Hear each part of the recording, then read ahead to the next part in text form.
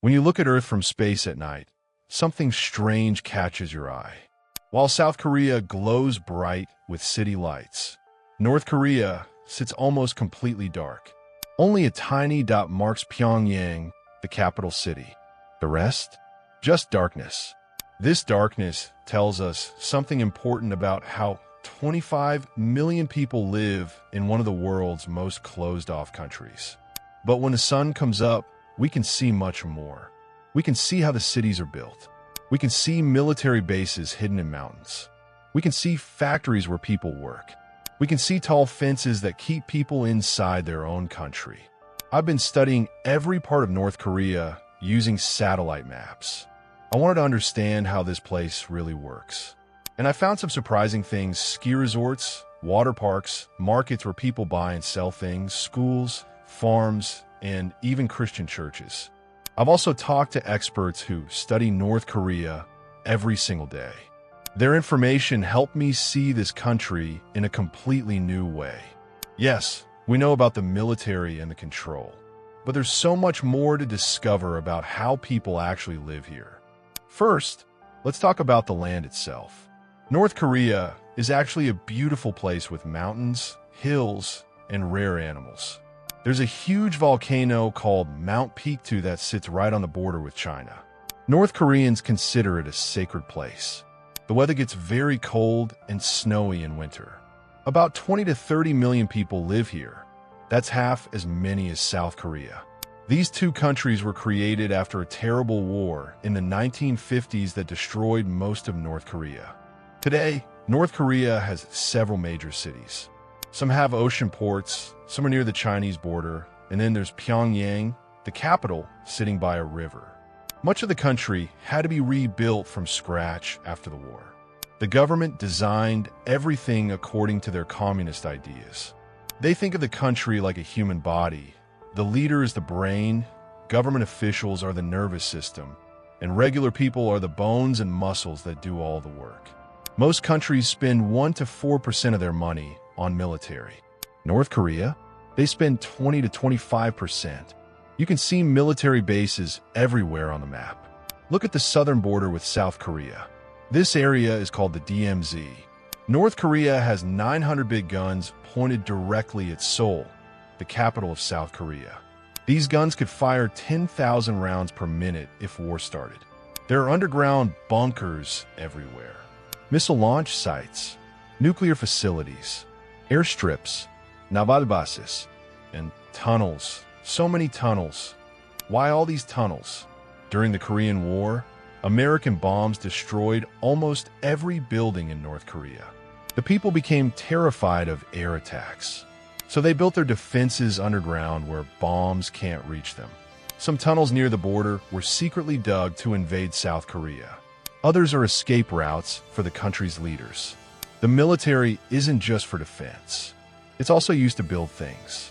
With over 1 million soldiers, the government orders them to work on construction projects all over the country. You'll see fences everywhere in North Korea. But these aren't to keep enemies out. They're to keep North Koreans in. They've built 1,400 kilometers of fence along just the Chinese border alone. This fencing goes through all kinds of land, even dug into beaches. Much of it was built recently as more people try to escape. Inside the country, there are checkpoints between different regions. People need special permission to travel from one area to another. Many North Korean cities were built from nothing after the war destroyed everything. The government designed them in a special way to control people and celebrate their leaders. Most cities have a big central square in the middle. Wide boulevards spread out from these squares. But here's the strange part. These huge roads are almost empty. You see more buses than private cars because most people don't own vehicles. Every major city has monuments of the leaders standing in the central square. They also have stadiums for sports, which are very important in North Korean culture.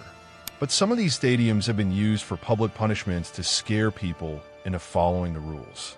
Recently, the government said every city must have something new: traffic parks. These are like playgrounds where children learn traffic rules. Why? because more people are starting to own cars now, and kids are getting into accidents. There are about 170 of these parks across the country. Let me show you Hamhung, one of the bigger cities. It has the usual empty squares and leader statues, but it's also a major chemical production center. They make fertilizer and other chemicals here.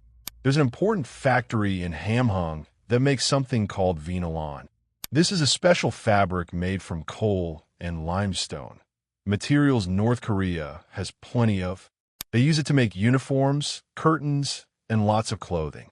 It's scratchy and tough, but it's their national fabric because they can make it themselves without importing cotton. North Korea mines a lot of coal. You can see ships at the port loading coal to send to China. Here's something surprising: markets. In this communist country that's supposed to control everything, there are now markets where people buy and sell things. In the 1990s, when the Soviet Union collapsed, North Korea lost a lot of help they were getting. A terrible famine killed hundreds of thousands of people. To survive, people started creating black markets, trading homemade goods and smuggled items. The government tried to stop this in 2008, but the merchants, mostly women, actually protested. They said they couldn't survive without these markets. So the government gave up and now allows them. Today, these markets exist all over the country. People sell cheap products smuggled in from China. You can find all kinds of things there now, not just basic food like before. This tells us two important things. First, China is a lifeline for North Korea. Second, the government's communist system doesn't actually work to give people what they need. Without these markets, many North Koreans would starve. But the government still cracks down, sometimes to make sure things don't get too out of control. Now we need to talk about something very dark: the prison camps hidden in the mountains.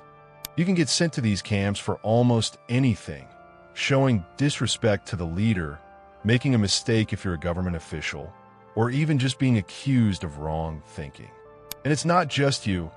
Your children and grandchildren will be in prison too, even ones not born yet. North Korea officially says these camps don't exist, but we can see them clearly on satellite maps. These camps are huge, sometimes holding 20,000 people. They're surrounded by fences and guard posts deep in the mountains. People work 10 to 12 hours a day doing hard labor, mining coal, farming, cutting trees, making bricks. Children start working when they're only 4 to 6 years old. Most people who enter these camps never leave. They live their entire lives there as prisoners. While thousands suffer in prison camps, let's see how the leader lives. In Wonsan, there's a beautiful palace right on the beach. It has private beaches, massive buildings, a big yard, and even a shooting range. Next to it is a railroad track, just in case the leader needs to escape quickly. So while 100,000 North Koreans are imprisoned in mountains, the leader enjoys beach houses. It's disturbing to see this contrast. Out in the countryside, you'll find something very odd: perfectly symmetrical housing blocks that look like they were drawn with a ruler. These houses are always built next to farms or factories. These aren't normal villages. Everyone living their works at the same factory. For example, there's a fruit processing factory surrounded by identical houses. All these families work at that one factory. You're assigned a job here, given a house here, and you work here your whole life. I don't see any cars on these roads. People walk or ride bicycles. You live and work in the exact same place forever. Jong has also been building greenhouses everywhere. In just 2 years, a former airport was completely covered with massive greenhouse complexes. When you control everyone, you can build things very fast. To understand Pyongyang, you need to know about Songbun, North Korea's class system. Once you're in a class, you stay there, and your children inherit it too. The hostile class are people whose grandparents weren't loyal during the revolution. They get the worst jobs and worst treatment. The wavering class is the middle group. They have slightly better opportunities. The core class are the elites, the most trusted people, and they're the only ones allowed to live in Pyongyang. Pyongyang looks completely different from the rest of the country. It has wild architecture, big stadiums, monuments, and wide boulevards with mostly empty roads. There are theme parks and water parks, but they're usually empty. Many buildings seem designed just to impress outsiders and show that North Korea is modern and successful. But that famous pyramid-shaped hotel, it's reportedly completely empty inside, just propaganda.